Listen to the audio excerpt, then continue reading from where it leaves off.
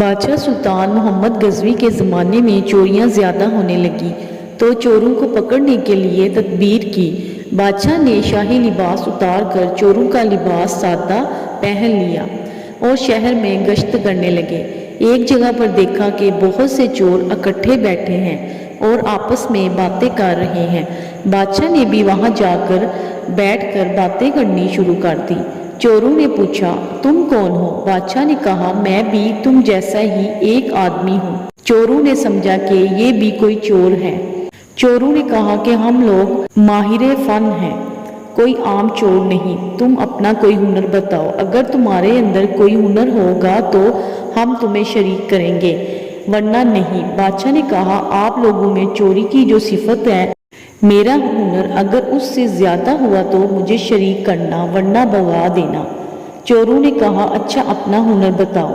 بادشاہ نے کہا، میں بعد میں بتاؤں گا، تم لوگ اپنا ہنر بتاؤ۔ ایک چور نے کہا، میں اونچی سی اونچی دیوار پھلانگ کر گھر میں داخل ہو سکتا ہوں، چاہے بادشاہ کا محل کیوں نہ ہو۔ دوسرے نے کہا، میں مٹی سونگھ کر بتا دیتا ہوں یہاں خزانہ ہے یا نہیں۔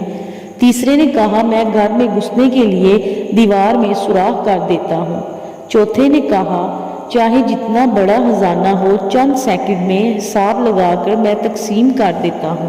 پانچویں نے کہا، میں کتے کی آواز سن کر بتا سکتا ہوں کہ کتا کیا کہہ رہا ہے۔ اب سب چوروں نے بادشاہ سے پوچھا، اے چور بھائی، تمہارے اندر کیا خاص ہے؟ بادشاہ نے کہا، بھائی میری داڑھی میں ایک جب مجرم کو پھانسی کے پھندے کے حوالے کر دیا جاتا ہے، اس وقت اگر میں اپنی داڑھی پر ہاتھ پھیروں تو مجرم پھانسی کے پھندے سے بچ جاتے ہیں۔ کیونکہ یہ بادشاہ تھا، اس نے خاص انداز میں اپنا ہنر اور کمال بیان کیا۔ یہ سن کر سارے چور بہت خوش ہو گئے، کہنے لگے، آپ تو چوروں کے قطب ہیں، جب ہم کسی مصیبت میں پھنسیں گے تو آپ کے ذریعے ہم کو ضمانت مل سکتی ہے۔ اور سب بادشاہ کے محل کی طرف چل پڑے۔ راستے میں کتا بھونکا تو کتے کی آواز پہچاننے والے چور نے کہا، کتا کہہ رہا ہے کہ بادشاہ بھی تمہارے ساتھ ہے۔